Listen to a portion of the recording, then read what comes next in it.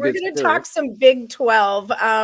We've got Oklahoma at a plus 225, followed by Texas, Oklahoma State, Baylor. Those are the top four in the conference as it stands now. Right at the bottom, we've got West Virginia, Iowa State, Texas Tech, and Kansas. What are you thinking, Ross? What are you thinking? Who do you like? Who do you not like? A lot of ground to cover here, so we'll try to keep it contained for you all. Yeah, Iowa State lose. I mean, I like Matt Campbell, great coach. He's done good things in Ames. But you lose Brock Purdy, who's your 4-year starter.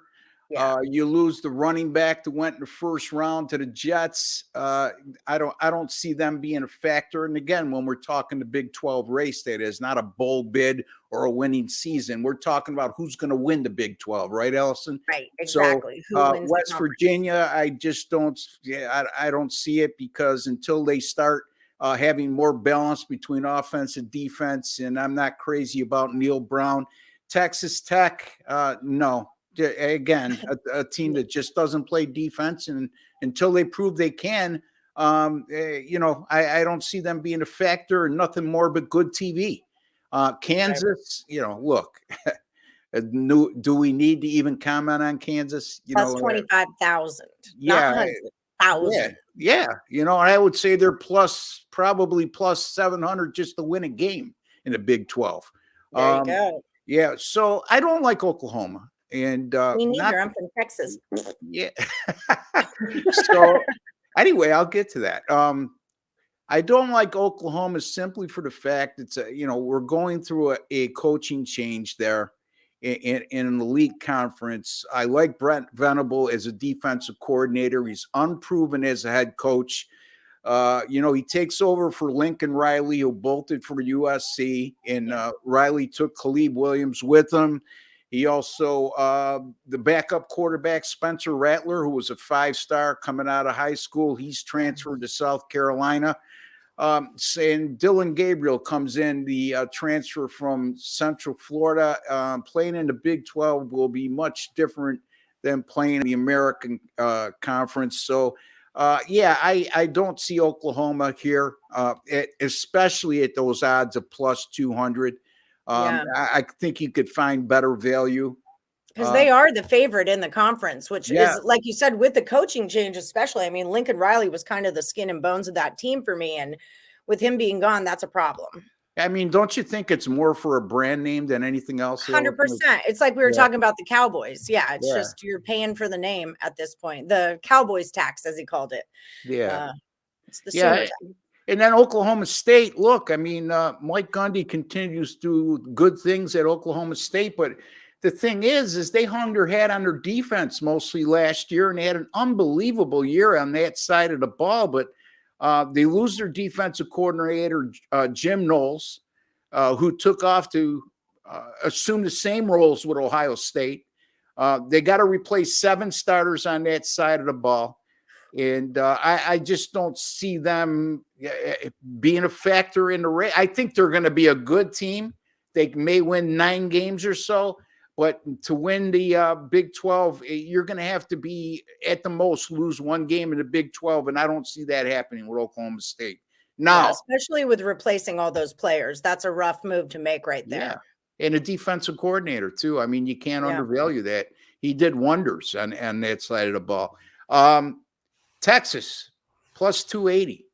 That's the team I really got an eye on. I mean, Steve Sarkisian coming off a disappointing 5-7 year. Yet he was able to haul in the 5th best recruiting class in the country. The big thing. Go ahead. I'm sorry. He didn't haul him in. He hooked him. He hooked him, baby. Hook him horns. And also they bring in 5-star quarterback Quinn Ewers from Ohio State. Ewers. I hope I'm pronouncing that right.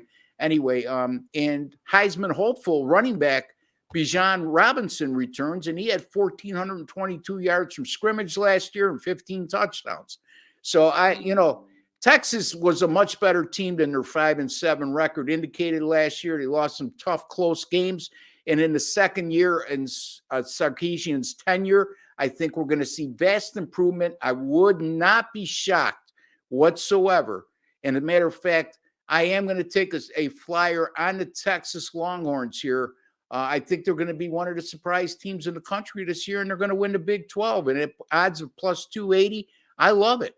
So, and Quinn Ewers from Ohio State, it's not a bad thing when you leave Ohio State as a quarterback. Just ask Joe Burrow, who went to LSU and won the Heisman, and now is one of the best quarterbacks in the NFL. What was the last? I mean, I'm going to pick not only your brain, but anybody else out there viewing. When was the last time Ohio State really had a quarterback that made it in the NFL?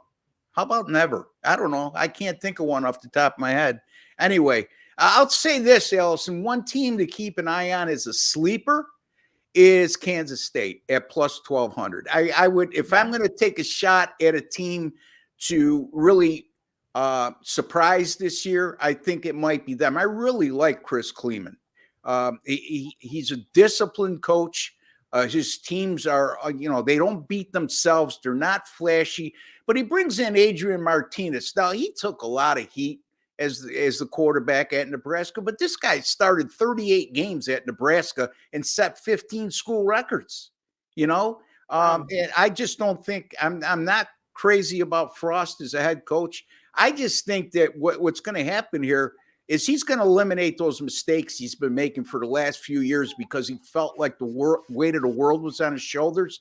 And Chris Kleeman has that effect, Ellie, where he's going to tell the guy, look, play within yourself.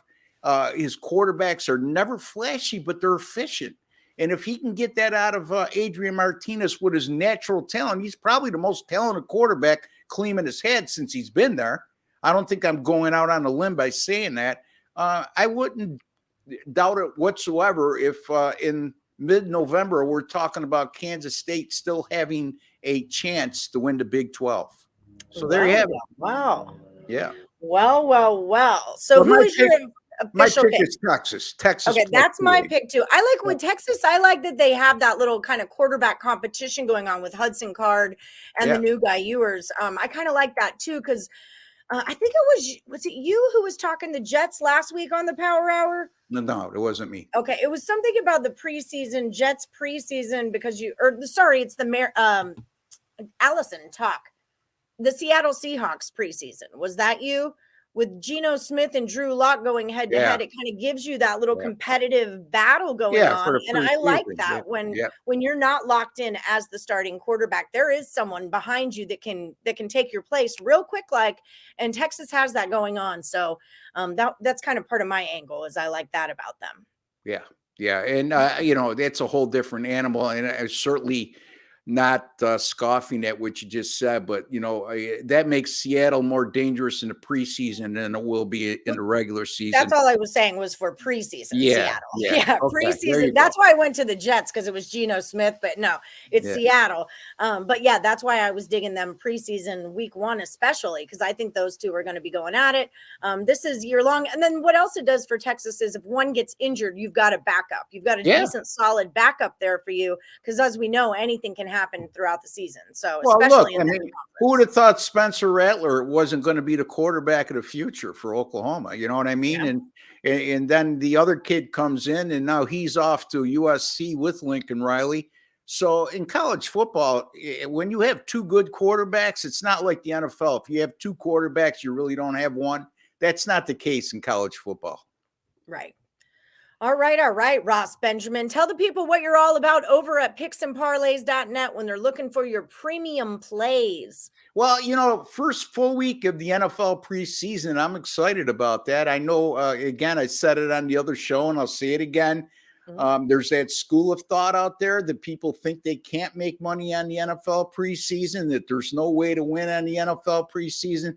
Well, I beg to differ. I've had 4 top 10 finishes in the NFL preseason since 2010, and last year 11-6, including I've gone 9-2 with my last 11, which includes a Hall of Fame game winner on the Jags and the Raiders over the total. And I'll have anywhere from 3 to 4 picks from Thursday through Sunday in the NFL preseason. Folks, you can make a lot of money with me. 68-50 and with my NFL preseason picks, independently documented since 2012. That's good for 58%. That's good for a lot of money.